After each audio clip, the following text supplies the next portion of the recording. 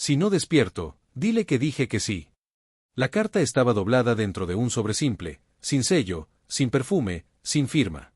Solo una frase, escrita con letra inclinada, como quien habla intentando no temblar. El papel fue encontrado debajo de la almohada de una niña de 6 años, en una habitación blanca que olía a alcohol e incertidumbre. En la cama de al lado, monitores parpadeaban con el ritmo de un corazón valiente. Afuera, Sao Paulo llovía a mares, como si el cielo hubiera decidido participar. ¿Puede un acto de amor desafiar a la muerte y reescribir las reglas? Estás a punto de entrar en una historia que toca la herida y enciende una vela en el mismo gesto. Una promesa susurrada, un sacrificio impensable y un vínculo que ningún examen de ADN supo nombrar. Cuando los médicos bajaron la mirada y el dinero se quedó pequeño, una mujer común tomó la decisión que muchos llaman locura y unos pocos reconocen como coraje. Si este tema te toca, suscríbete al canal.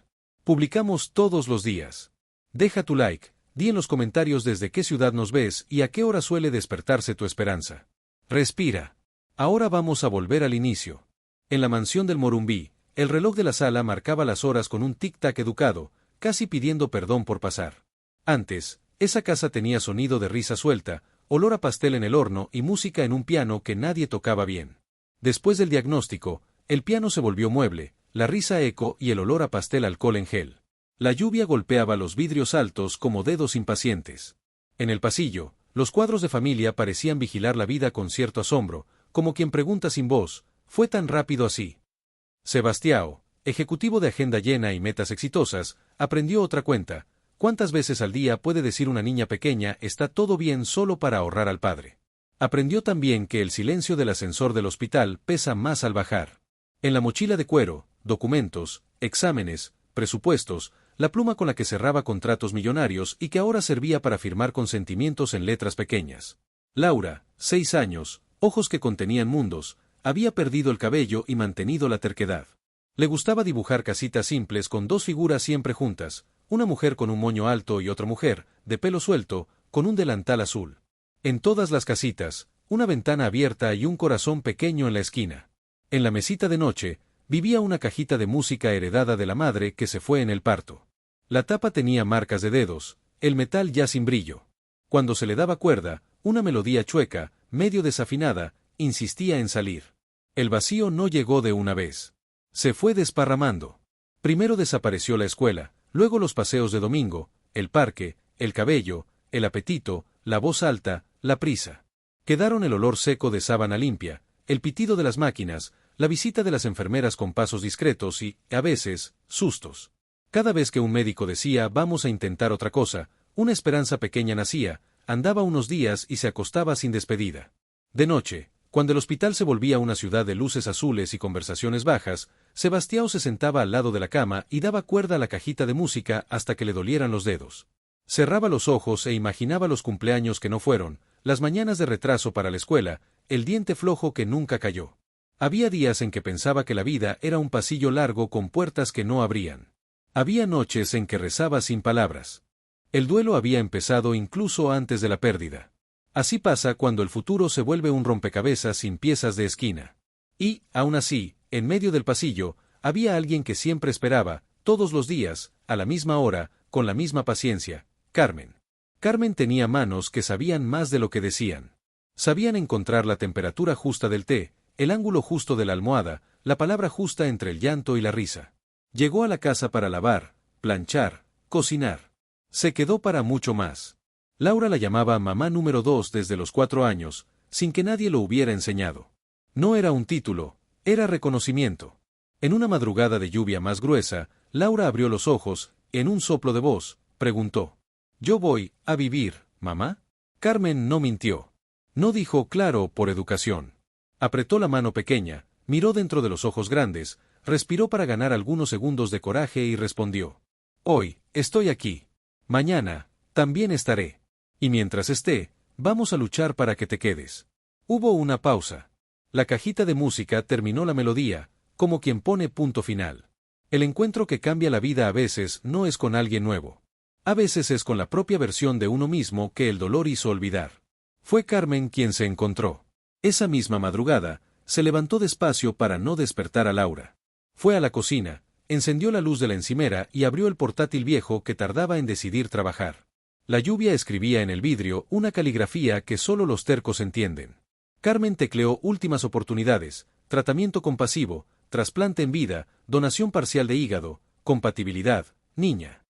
En cada página, recordaba a otra niña, pequeña como Laura, a la que no logró salvar muchos años atrás, cuando la pobreza era la que escribía las reglas. El rostro de la hermana menor llegó entero, como un rayo. No había dinero, no había cupo, no había suerte. Quedó el duelo que endurece. Ahora, ante el brillo frío de la pantalla, Carmen sintió que el pasado pedía reparación. Encontró textos difíciles, términos médicos, un rosario de no es posible, riesgo elevado, solo familiares consanguíneos.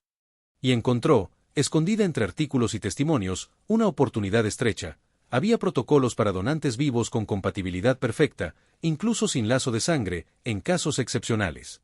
Era como una ventana olvidada en una pared. Carmen encaró su propio reflejo en el vidrio de la ventana. El rostro común de una mujer a la que la ciudad atravesaba sin ver, pero cuyas manos ya habían sostenido la vida de otra persona muchas veces. Sus ojos tenían el brillo de quien decide.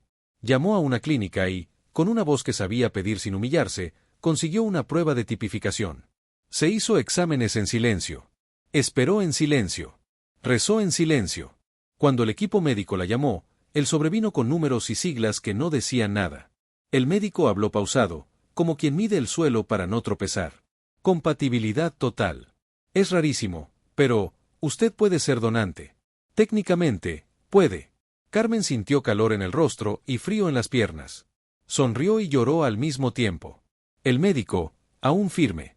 Es una cirugía grande. Existe riesgo. Necesita consentimientos, evaluación psicológica, comité de ética, y, para decir la verdad, tal vez un hospital público o privado de aquí no lo autorice. Las políticas son rígidas. Políticas. Reglas. Papeles. Palabras que nunca salvan a nadie cuando la vida pende de un hilo. Carmen volvió a casa con el sobre en el bolso y la decisión en el pecho. Se lo contó a Sebastião una tarde gris, en una cocina clara, con olor a café recién hecho. Él escuchó callado, cerró los ojos, y la voz salió más vieja. Yo no puedo perderte a ti también. No me vas a perder, dijo ella. Vas a ganar a Laura. Él movió la cabeza. Pensó en los titulares. Pensó en los abogados. Pensó en el miedo. El miedo es un excelente burócrata, siempre sabe cómo sellar un no. Ante la barrera, Carmen entendió que su encuentro inesperado no era con médicos. Era con un hombre del otro lado del mundo, de acento dulce y paciencia larga, que atendió la videollamada a las 3 de la mañana, hora de Sao Paulo. El doctor Morales. Escuchó más de lo que interrumpió. Perdió una hija años antes esperando un órgano que nunca llegó. Desde entonces, dedicó el resto de su vida a no dejar que otros padres recorrieran el mismo pasillo de puertas cerradas. Si los exámenes confirman todo, yo asumo el caso, dijo. Existen caminos discretos. No todo lo correcto cabe en el formulario. Carmen colgó con un gracias que parecía demasiado pequeño para contenerlo todo. Entró en la habitación, miró a Laura dormida, dio cuerda a la cajita de música y en un susurro, firmó un pacto. Si no despierto, dile que yo dije que sí. Guarda este símbolo, la cajita de música. Es el hilo que une los tiempos. Partieron el segundo día del viaje de negocios de Sebastião. No había fuga, había urgencia. Un coche discreto, poco equipaje, una enfermera cómplice. Laura pensó que era una consulta diferente. En el aeropuerto, la ciudad parecía no darse cuenta. En otro país, pasillos nuevos, olores nuevos, protocolos silenciosos. Nombres falsos para despistar curiosidad y envidia. El doctor Morales esperaba con ojos cansados y aire de quien sabe andar en el límite sin caer. En la víspera de la cirugía, Carmen escribió la carta.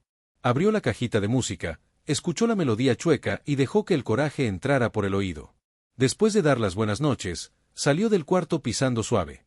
Se acostó en una cama que no era la suya, en un país que no era el suyo, y durmió como quien confía en lo que decidió. La mañana nació pálida. El centro quirúrgico tenía el frío típico de los lugares donde la vida se decide en párrafos. 2 mesas, 2 equipos, 2 relojes. El tiempo en una cirugía está hecho de minutos que parecen cascos de vidrio. El corte preciso, el guante que ajusta, la voz baja que pide pinza, el bip constante que hipnotiza y asusta. La noticia llegó a Sebastião en un teléfono con DDI y un susto que tiró una silla. Cruzó océanos en silencio. Cuando entró al hospital, el cuerpo aún en movimiento y el alma retrasada, vio las dos camas. Una Laura tranquila, como quien cabecea después de jugar. Una Carmen pálida, como quien gastó su propia luz para encender otra. Entre ellas, monitores hacían de ángeles eléctricos.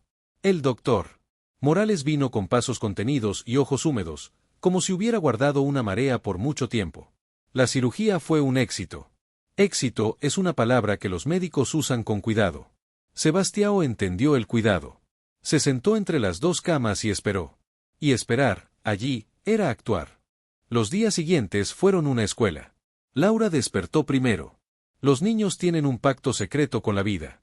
Abrió los ojos estrechos, bostezó con delicadeza, buscó la cajita de música con la mano y preguntó con hambre de pastel. Luego, pidió a Carmen. Mamá número 2 quedó faltando la habitación, como cuando una nota está ausente en una canción que uno conoce de memoria. Carmen, en coma leve, peleaba por dentro. El cuerpo, cortado, trabajaba con todos los recursos. El rostro, sereno, parecía aceptar. En la tercera noche, Sebastião le leyó la carta de ella misma, como quien devuelve al autor la fuerza de sus propias palabras. Leyó la frase principal. Pausó. Releyó. Había un nudo en la garganta que, por primera vez en meses, no era solo miedo. Era gratitud.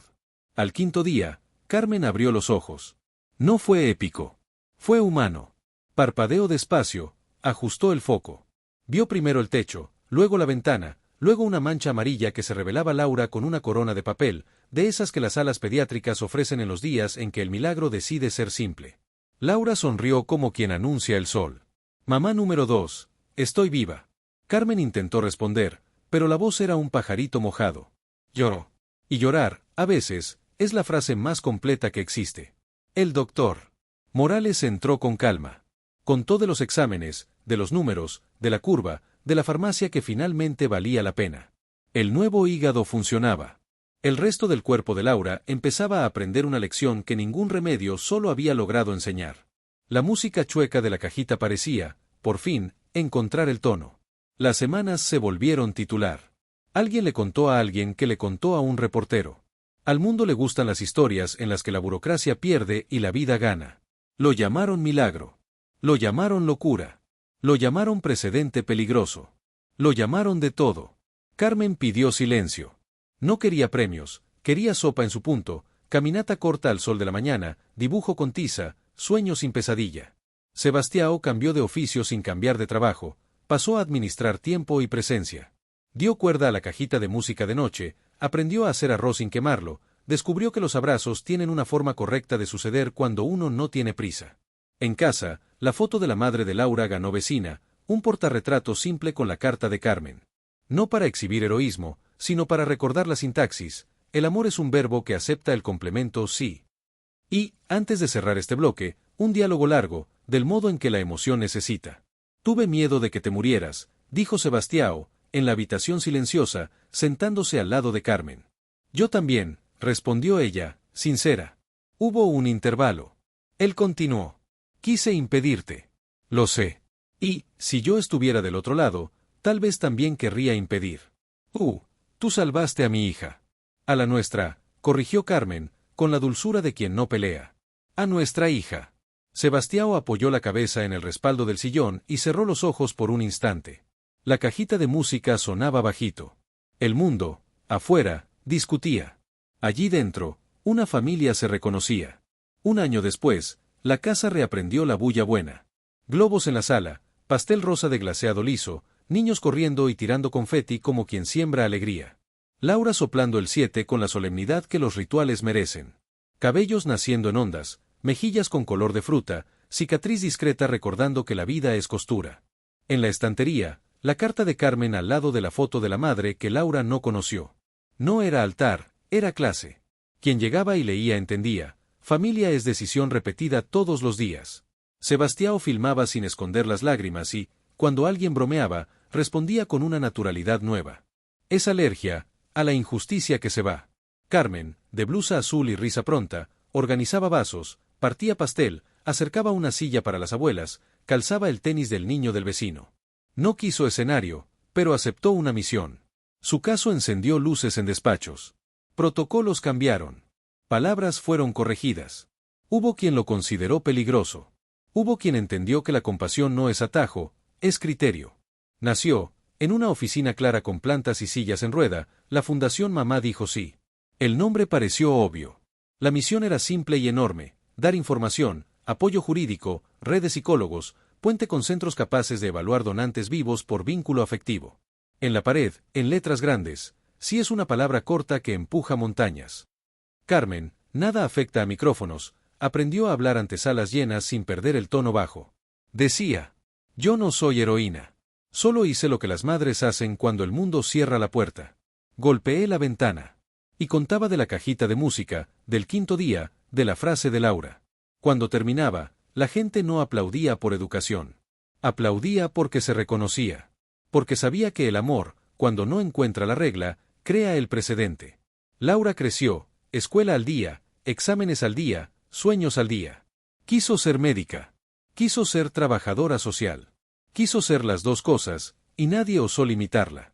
En el Parque Ibirapuera, en una tarde dorada, ella y Sebastião compartieron un banco y un silencio bueno, de esos que no necesitan traducción. La niña que preguntó «yo voy a vivir», ahora decía con la boca y con el cuerpo «estoy viviendo». «Papá, ¿recuerdas la cajita de música?», preguntó, mirando el lago. «Me acuerdo. Y me acuerdo que le dimos cuerda hasta cansarnos. La música todavía sale chueca», dijo, riendo. «Pero me gusta así. Queda, nuestra». Carmen llegó con 3 aguas y un paquete de galletas. Se sentó del otro lado, acomodó el pelo de Laura por puro hábito y comentó: «Hay fila de consulta la semana que viene. La fundación se va a llenar. Gente del interior, gente de lejos, gente que nunca tuvo quien le tradujera al médico». «Vamos a poder con eso», respondió Sebastião. «Siempre pudimos», completó Laura, segura. «Y aquí cabe el discurso final, que no necesita escenario. Es en una sala común, con sillas simples y una audiencia de padres cansados, madres exhaustas, abuelas valientes». Carmen se levanta, ajusta el micrófono y habla como si estuviera en una cocina. «Yo sé que ustedes tienen miedo. Yo también lo tuve. Sé que hay demasiado papel, demasiado plazo, demasiada puerta cerrada. Yo también toqué muchas. Sé que habrá quien diga que no se puede, que es arriesgado, que está prohibido, que no está en el protocolo.